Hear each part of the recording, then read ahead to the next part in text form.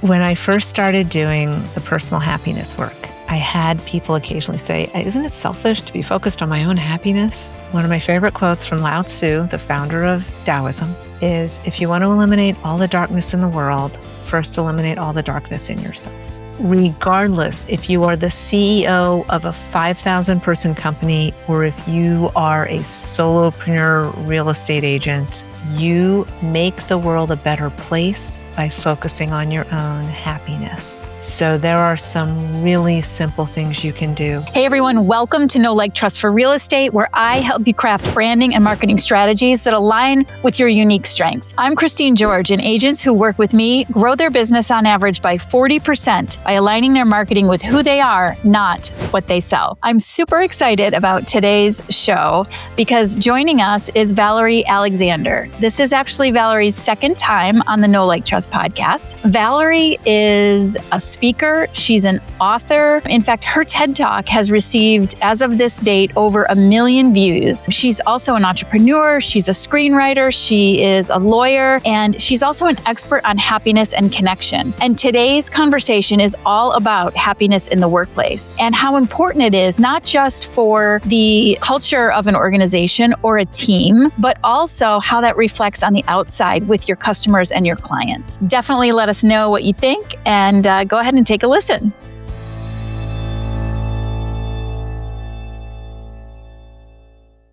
Valerie, welcome back to the Know Like Trust for Real Estate podcast. We'll go so far back now. It's kind of amazing. Well, it feels like I just met you yesterday, but it has been probably 7 or 8 years at this point. 9 maybe. Was it Woman Up?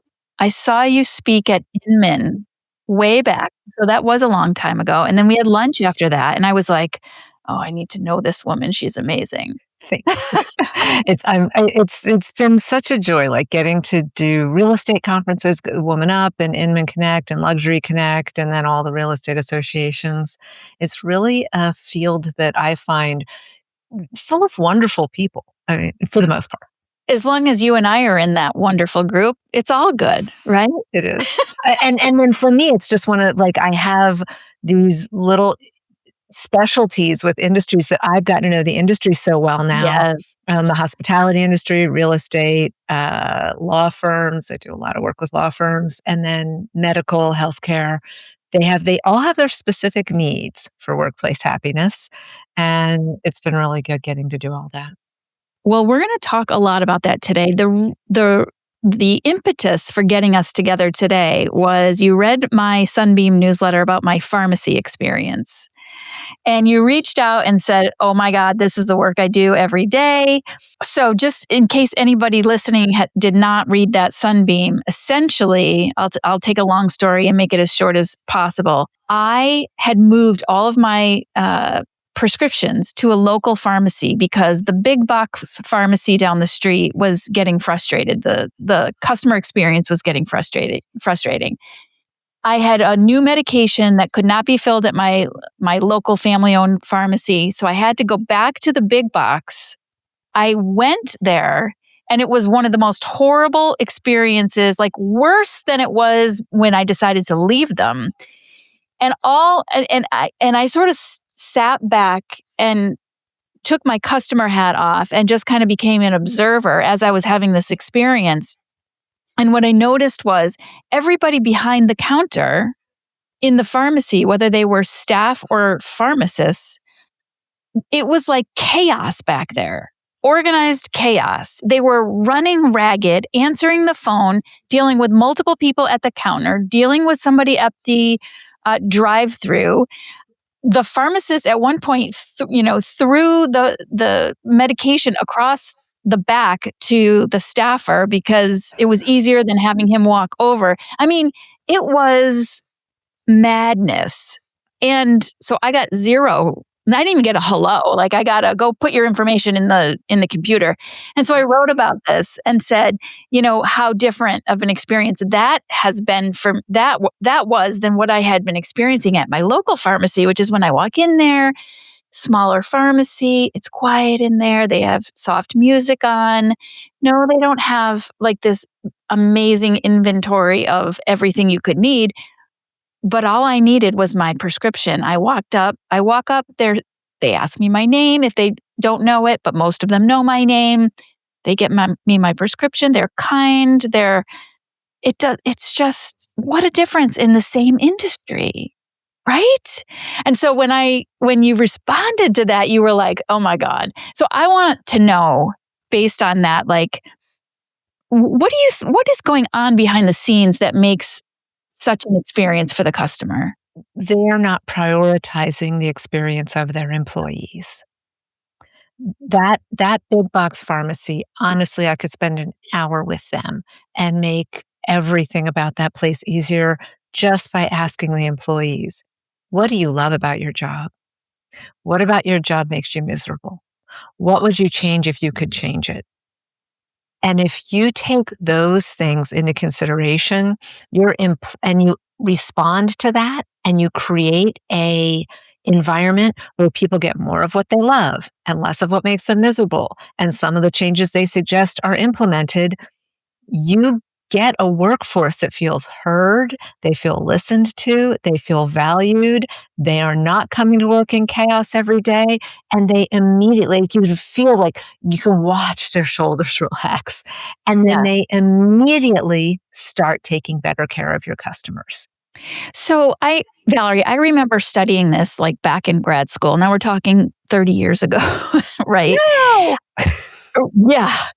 And why does the problem still exist? And I feel like it's leveled up. Like it's even worse than it was back in the day. Like I remember case studies talking to, people in manufacturing jobs and finding better ways to be more efficient and more effective. It's worse than it ever was. Why? What is happening? All culture comes from the top down. All culture comes from the top down, and we have lost the sense of companies being good corporate citizens. We've lost the sense that you have an obligation to anyone other than your shareholders, which the irony of this, by the way, is that you're not serving your shareholders when you make your employees miserable. The costs of workplace unhappiness are astronomical. And this has been studied by Gallup for more than 3 decades. They just came out with the latest State of the American Workforce report. And the statistics on the costs of unhappiness, Gallup puts it costs the U.S. economy, just U.S., not global, just the U.S. economy loses $700 billion a year annually, just isolating for workplace unhappiness. And so why, what the heck? It's like short term. Yeah. It doesn't get rewarded because it's not, we are a really good society at rewarding firefighters. We are really good at seeing the person who put out the fire and giving them an award, giving them more pay, giving them higher status, making calendars of them if we're talking about actual firefighters.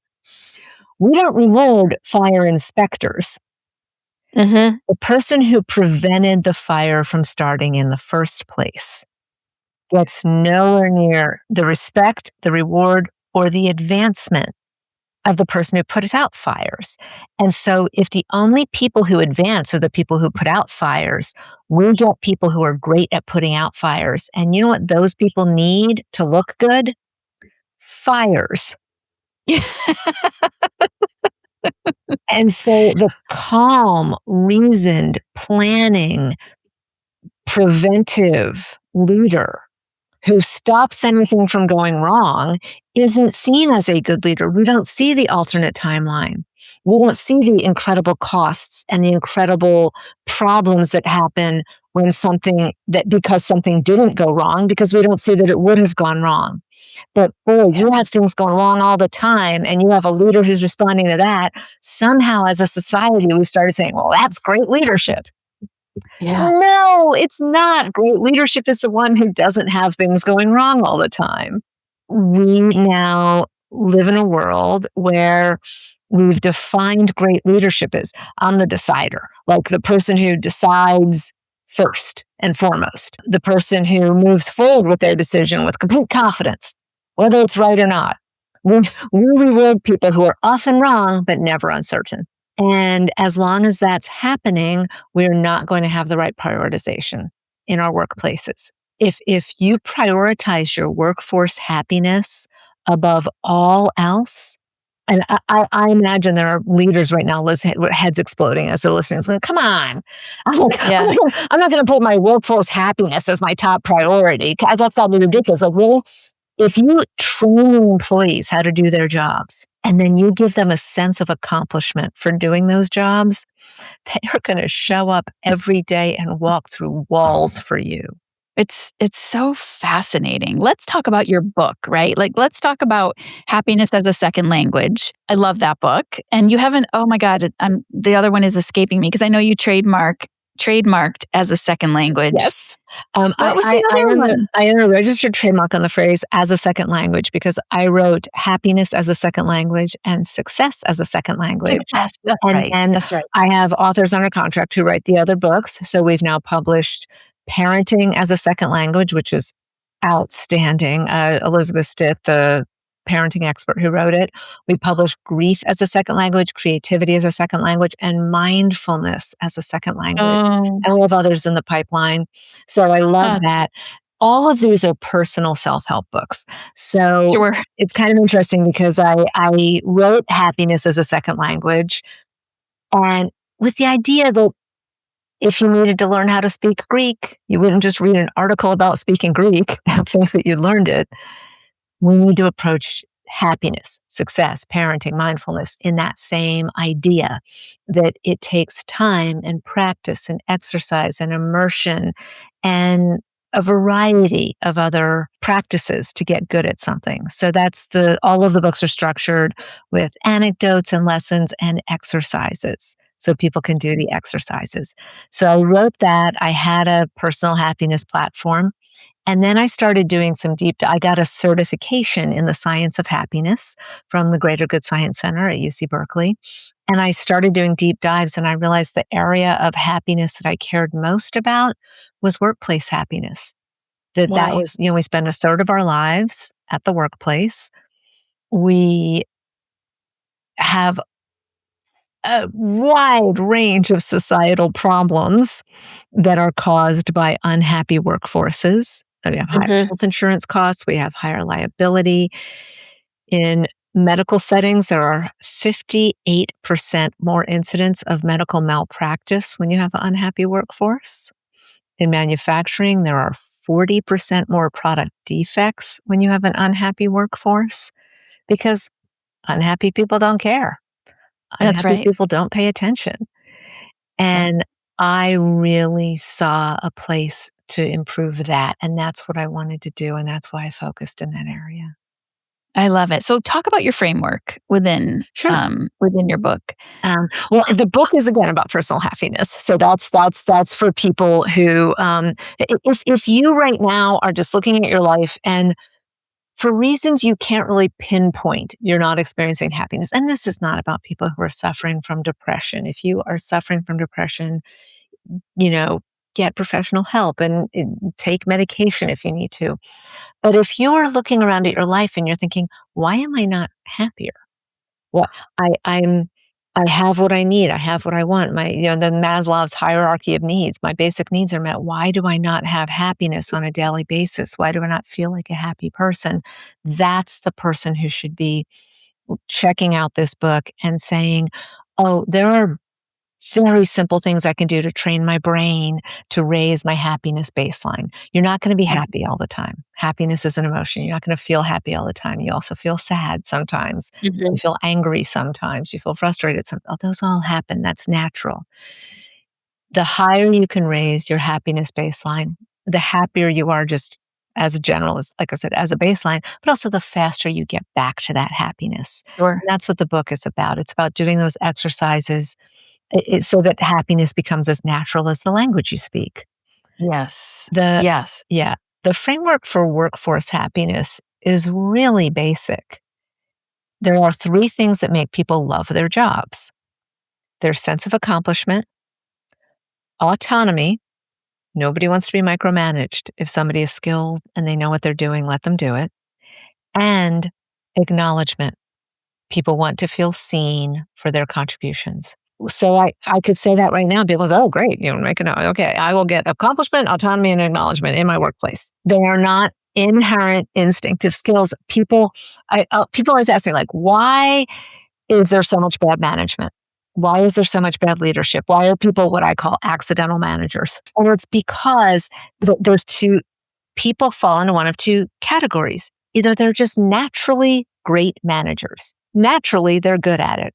And I've had a few natural great managers in my life.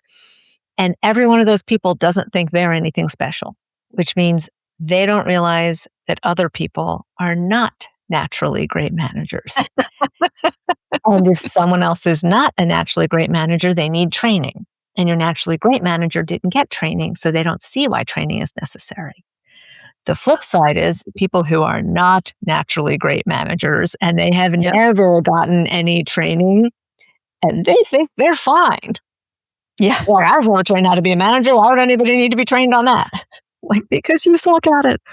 Yeah. So it's very hard to have a leader understand it is the soft skills of management that need to be trained. So that is the framework around which my work is I have large scale workplace happiness assessments where I come in and I talk to all of the employees and I find out what are their real happiness pain points. Sometimes I'll have 5 employees tell me 5 different stories, but they're all about the same policy, or they're all about the same manager, right? Or they're all about the same coworker.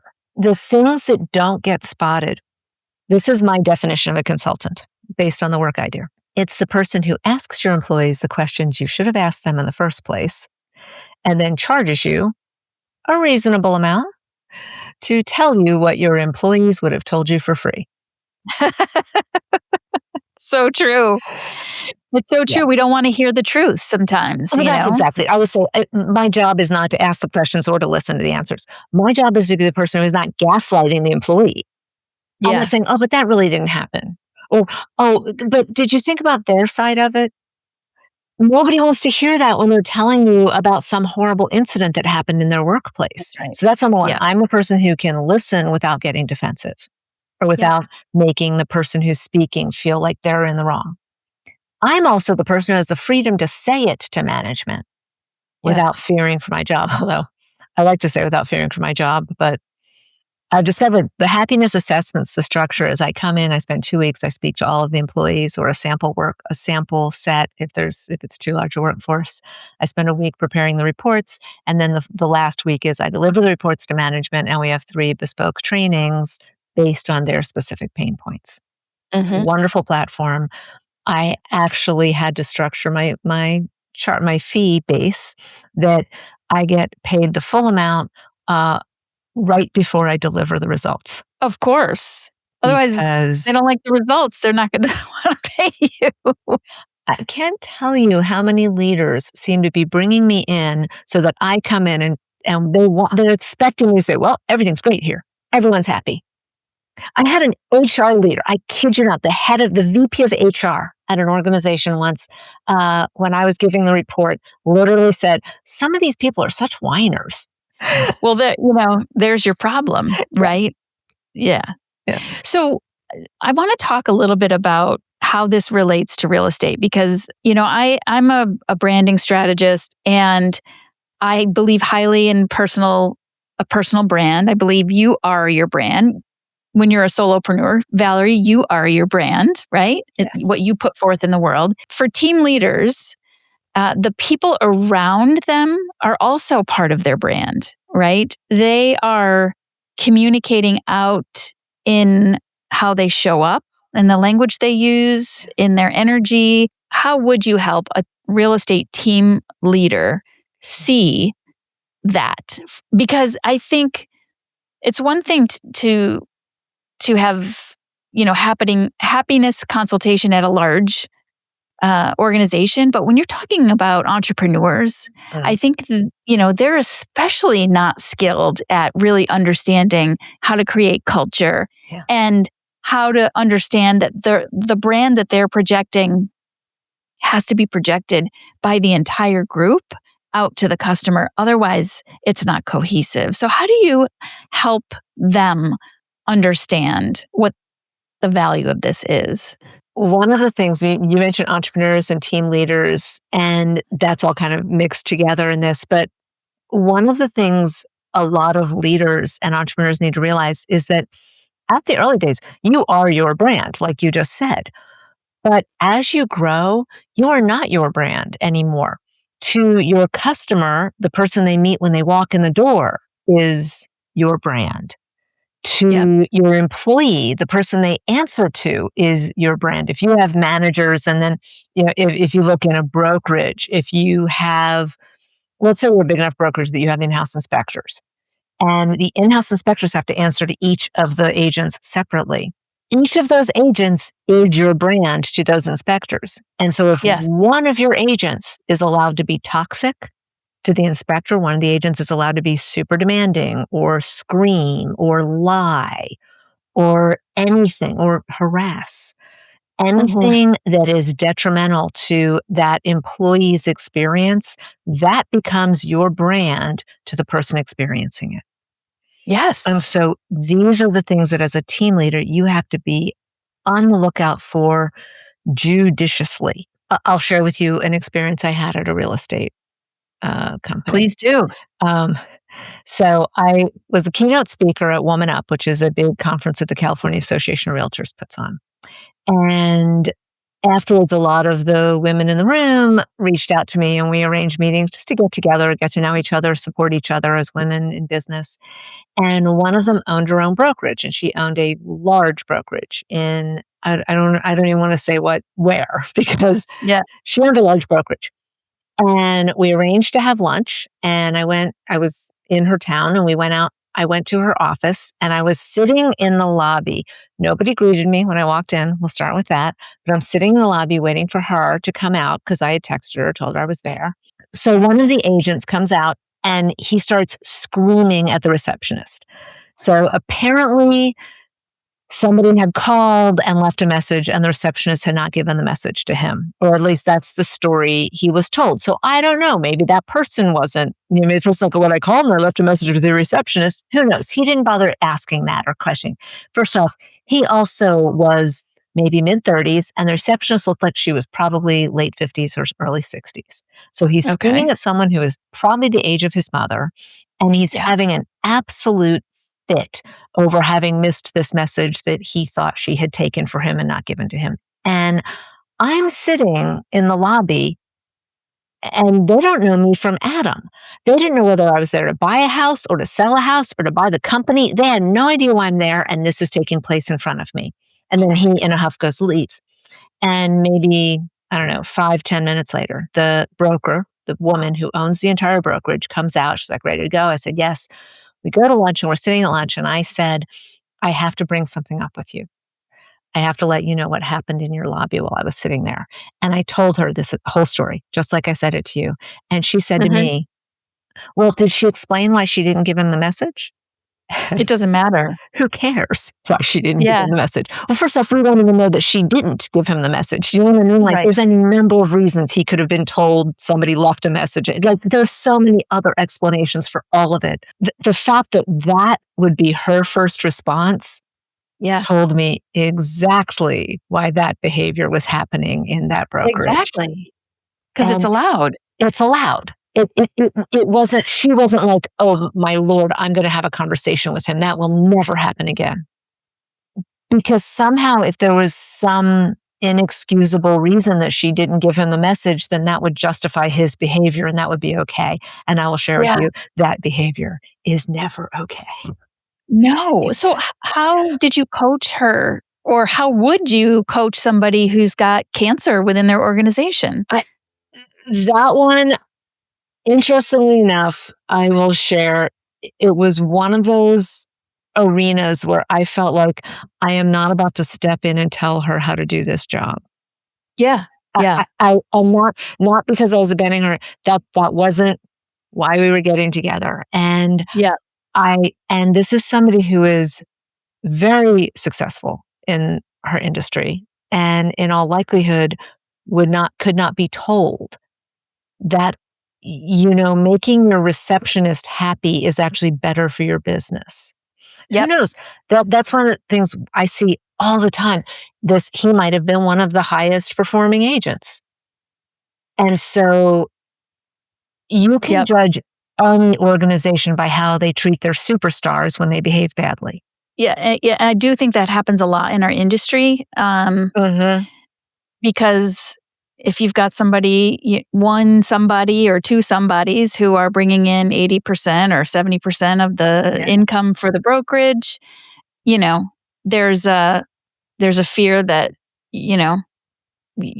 you let them go and you're going to be out of business. It's a very real fear. And so I guess, so that brings up the next question, which is, so how do you get over that? If you're that team leader or you're that broker owner, how do you get over that? Honestly, it's almost like a scarcity versus abundance mindset, right?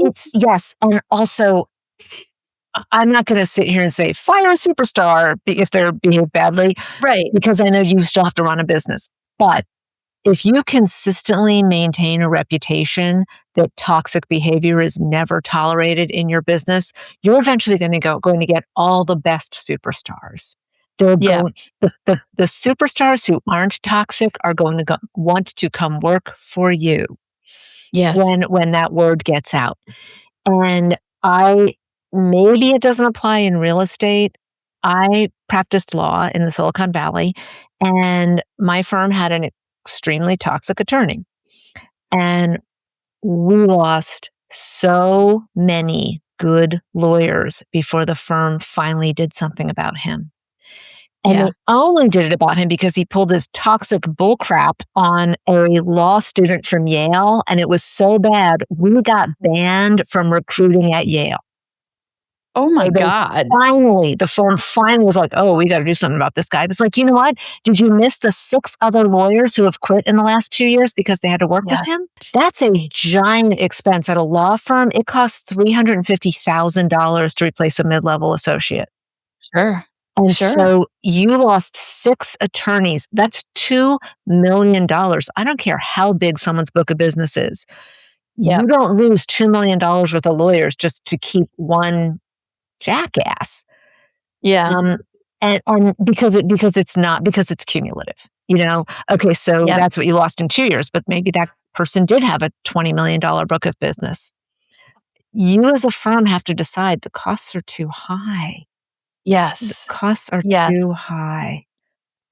So what if I'm not a team leader? I'm a solo real estate agent. Okay. And I might not have a team of agents or, receptionists or assistants, but I do have contractors who work with me, right? Like I do have a transaction coordinator. I do have a VA.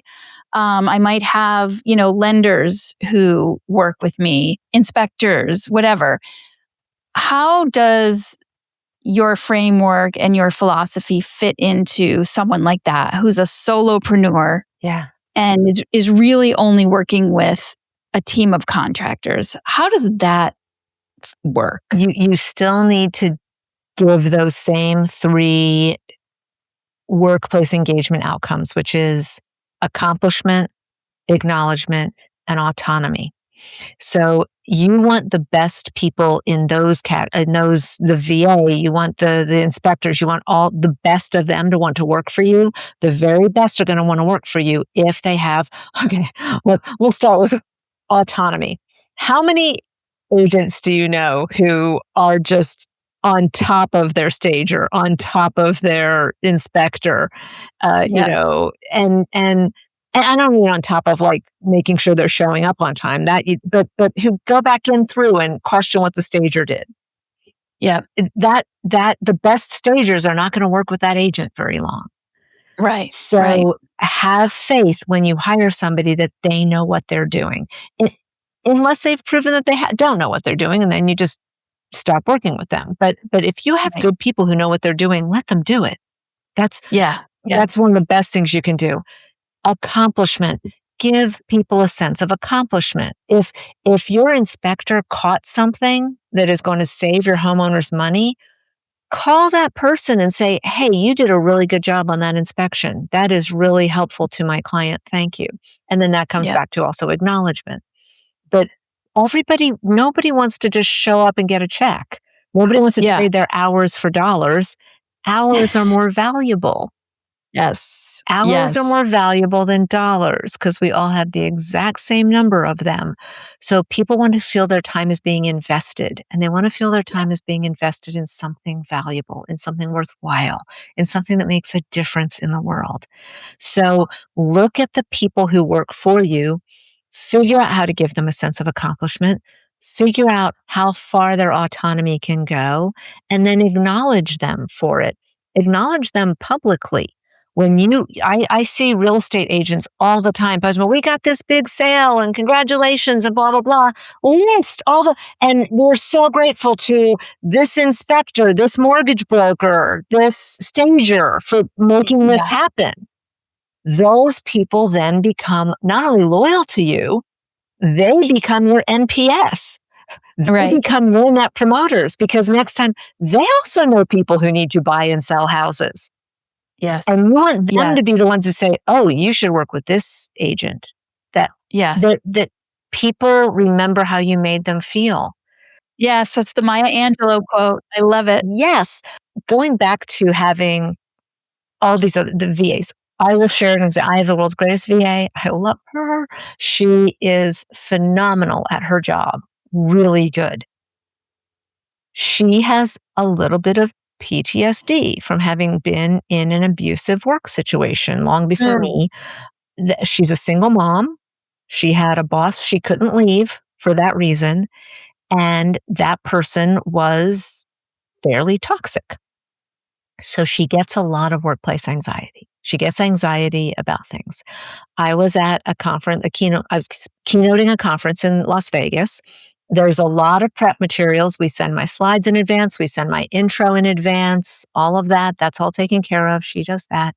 And I showed up and they didn't have any of it. And I had brought my slides on a jump drive, but I didn't put the intro on the jump drive. And then the guy it goes, well, don't worry, I'll wing it. It's like, oh, no, you won't wing my intro. No, thank you. Yeah. My intro is very carefully written for your audience and for my needs. So I said, no, don't worry. I can get another one sent right now. So I call my assistant. Now, the easiest call is, hey, they don't have my intro. I need you to resend it. That takes 3 seconds. Yeah, that is not what I said on that call. She picked up the phone. I said, hi, it's Valerie. I'm in Las Vegas already. They screwed up here. You did everything right, but they have lost what you sent. So I need you to resend the intro. Yeah, making her realize, first of all, knowing what her triggers are. Yeah. And helping her, taking that off the table right away so she doesn't automatically feel that angst. Yeah. And then still getting done what you need to get done. And here's the thing. I would have gotten done what I need either way. Either those two things, she resends the intro. But in one situation, she resends the intro and she thinks, ooh, I solved a problem for Valerie. In the other one, she resends the intro, and I promise you the rest of her day is thinking, oh my gosh, is she mad at me? Did I do something wrong? Yes. They think it's my fault. And so she has all this angst happening that is associated with working for me. Yep. And if I can take that away, she's happier working for me. And boy, let's talk about fear and the human brain for a second. Yeah. I want to take a big left turn here. All of my work is based in brain science. I have a book called How Women Can Succeed in the Workplace Despite Having Female Brains. Yeah. Because it's about the brain science behind what we do in workplaces and how we get rewarded. So I want to talk about the brain science behind fear. As quickly as I can, fear triggers the amygdala, and the amygdala triggers fight, flight, or freeze. Fight, flight, or freeze are the only human responses to having your amygdala get triggered. It's what releases cortisol in your bloodstream, and it releases adrenaline if you have to move faster. Every behavior you want from the people who work for you happen in the prefrontal cortex. The prefrontal cortex is where we have decision making and control of emotions and social interactions. So you want your employees operating from their prefrontal cortex. Fear triggers their amygdala. The amygdala is 7 million years old, and the prefrontal cortex is only 2 million years old. The amygdala is a tough older brother in your brain. The prefrontal cortex is the sensitive younger brother in the brain. And just like with a real tough older brother and sensitive younger brother, if they're competing with each other, the tough older brother wins. the whole time. So what happens is if you are triggering your employees' amygdalas, they are now capable of fight, flight, or freeze and nothing else. When the amygdala is triggered, it shuts down the prefrontal cortex. And so it shuts down your control of emotions, your social interaction, your good decision making. Nobody makes good decisions in a state of fear. Nope. And so if your behavior towards your workforce triggers fear in that workforce, you are not getting their best performance, period. Yeah. It's impossible. It always triggers me as a parent because it's, your kids don't have their frontal lobe developed until they're 25 or so. And so I'm always like, oh, right. Like I have to keep remembering that is, it's not fully developed. And so I'm not going to get the best of the person until, Yeah, they're not going to make good decisions. Exactly. They're not going to control their emotions. Exactly. No. Yeah. This is why horror movies work. Because we are stupid when we're afraid. Yeah. Yeah, exactly. So we're going to start to wrap up. I would love for you to give your best advice to one of our listeners, real estate agent. What can that person do today, immediately, to create a better, happier workplace? When I first started doing the personal happiness work, I had people occasionally say, isn't it selfish to be focused on my own happiness?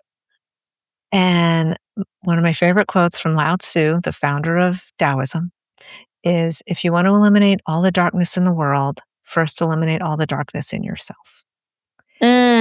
If you, regardless, if you are the CEO of a 5,000 person company, or if you are a solopreneur real estate agent, you make the world a better place by focusing on your own happiness. So there are some really simple things you can do. At any point, when you feel any little tension, you feel anything going wrong, you feel your own amygdala being triggered, stop and take 3 very deep, soothing breaths and really enjoy those breaths. Acknowledge that you're taking 3 deep breaths and feel all your muscles relax. Deep breath dissipates cortisol in your bloodstream. Remind yourself that you truly are a happy person. It doesn't have to be true when you say it, but saying it gets it closer to being true. Maintain happiness in your life and don't rob yourself of your sense of accomplishment. Don't get to the end of a day and say, I got nothing done today. You didn't get nothing done. You recorded a podcast. Yeah. You answered an email. I have people say to me all the time, I have all this work. And then throughout the day, people keep coming to me. I solve all their problems and then I get nothing done. You solve all their problems. Yeah. Acknowledge what you give yourself, that sense of accomplishment. Acknowledge what you accomplish in any given day. Get to the end of the day. Force yourself to look back at the end of the day and say, what did I get done today? And if it's took out the trash, stop and think, gosh, that trash has been piling up. I'm really glad I took the trash out. End every day with a sense of accomplishment. And as you start to focus on your own value that you bring to the world every day, you will become a happier and happier person. And as you become a happier person, you'll be amazed to discover the people who work for you will be having a little more happiness in their lives. Your family will find a little more happiness. You will be spreading more happiness in the world. I love it. So true. It's modeling. Really is what it is. Yeah. I love it. Thank you, Valerie. Oh, Christine, thank you so much for inviting me back. I love these conversations. Hey, everyone. Thanks so much for listening. Make sure to follow Valerie at speakhappiness.com. She's also on LinkedIn, and she has a new profile on Substack. and she writes some really great stuff. And if you love this conversation, make sure to share it with your friends. If you're watching us on YouTube, click that subscribe button and make sure you never miss another episode. If you're listening to us on your favorite podcast app, make sure to click the follow button and sign up for our newsletter, The Sunbeam. Go to postandbeamcreative.com. You're listening to Know Like Trust for Real Estate, and I'm Christine George.